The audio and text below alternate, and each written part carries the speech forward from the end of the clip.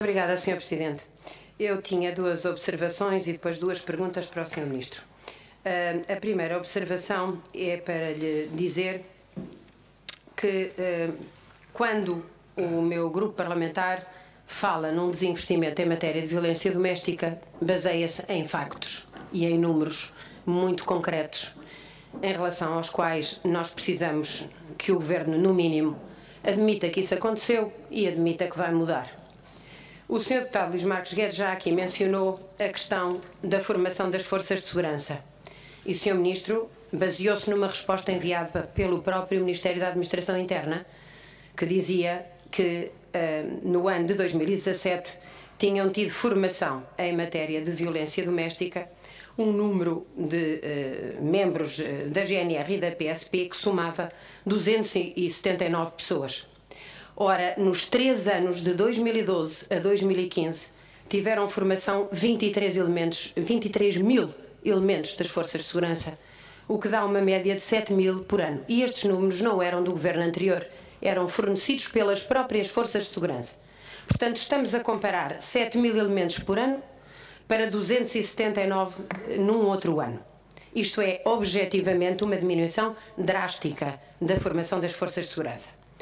Posso acrescentar dois outros tópicos que têm que ver com outros indicadores. A rede de municípios solidários com as vítimas de violência doméstica tinha em 2015 122 municípios aderentes. Esta rede foi constituída em 2012 e até 2015 122 municípios aderiram à rede.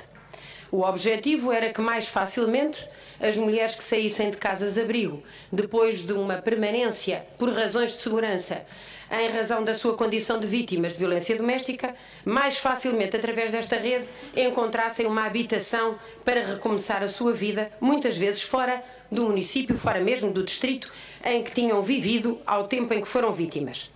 Nos 2 anos seguintes, 2016 e 2017, o acréscimo desta rede foi de 8 municípios. Portanto, em 3 anos, 122, o que dá uma média de 70 por ano.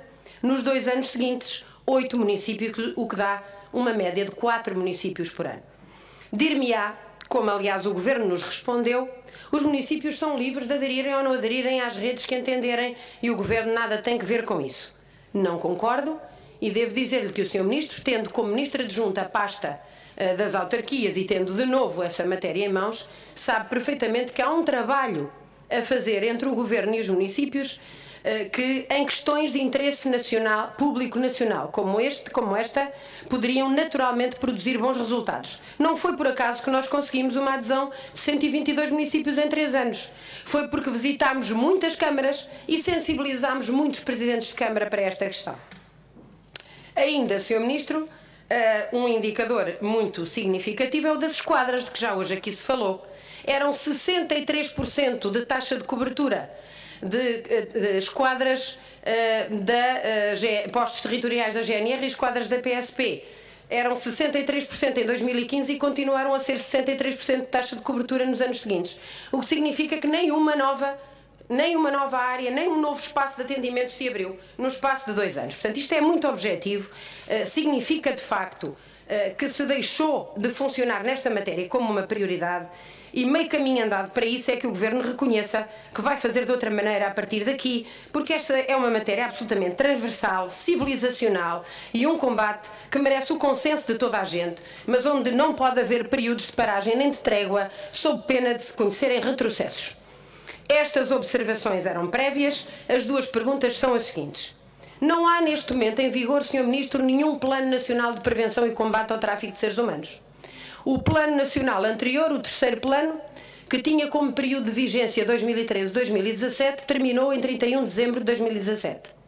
Não conhecemos ainda a avaliação externa que deveria ter sido feita no final da vigência do plano e que seguramente o Governo terá atribuído a uma entidade independente como o próprio plano exigia e, portanto, espera-se que essa avaliação tenha sido feita, porque o que fazia sentido era que ela tivesse sido feita a tempo de influenciar um novo plano que se viesse a promover futuramente, mas o que acontece é que a nova estratégia para a igualdade, recentemente aprovada em Conselho de Ministros, tardiamente aprovada em Conselho de Ministros, diria eu, e posta em consulta pública também tardiamente, nem uma linha tem sobre tráfico de seres humanos.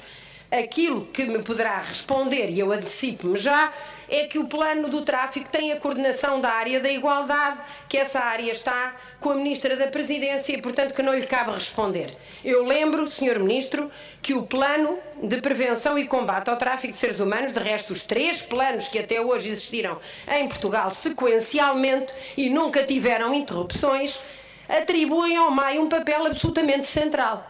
Não só porque o MAI tem a tutela das forças de segurança e do CEF, que tem aqui um papel fundamental, aliás, na distinção entre situações de mera imigração ilegal e de tráfico de seres humanos, mas também porque o Observatório do Tráfico de Seres Humanos está sediado no Ministério da Administração Interna. E, portanto, o MAI não só é responsável pelo cumprimento de um conjunto muito alargado de medidas dos planos do tráfico anteriores, como só pode ter uma palavra de muita relevância a dizer na elaboração do que possa ser uma nova estratégia ou um novo plano de ação relativamente ao plano do tráfico de seres humanos. E, portanto, Sr. Ministro, como ainda não obtivemos de nenhum outro membro do Governo uma resposta satisfatória e o MAI tem um papel central nesta matéria, não posso deixar de lhe perguntar o que é que o Governo tem em mente relativamente à continuidade das políticas de prevenção e combate ao tráfico de seres humanos.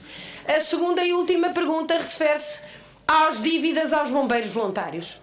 Sr. Ministro, as corporações de bombeiros voluntários deste país têm, na maior parte, o problema adicional, para além de muitos outros problemas, de verem o governo português, o Estado português, dever-lhes quantias absolutamente relevantes que, em muitos casos, inviabilizam o seu funcionamento.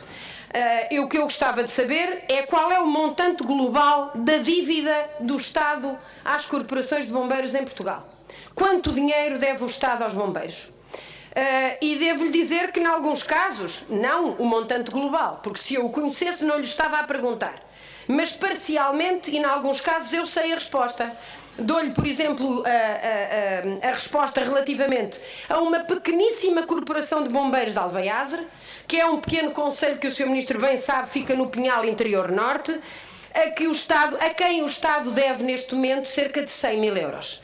Uma pequena corporação de bombeiros que tem para receber do Estado 100 mil euros, pura e simplesmente não tem condições de funcionamento, não tem dinheiro para nada.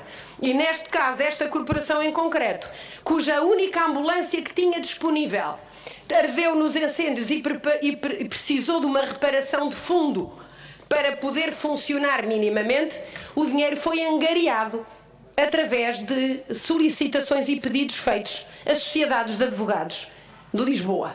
Para lhe dar um exemplo, os bombeiros estão a viver de mecenato, estão a viver da boa vontade de algumas classes profissionais que são sensíveis à sua atividade. Portanto, a minha pergunta, conhecendo a resposta parcial em relação a algumas corporações, Sr. Ministro, é quanto é que o Estado português deve às corporações de bombeiros e quando é que tenciona pagar-lhes? Muito obrigada.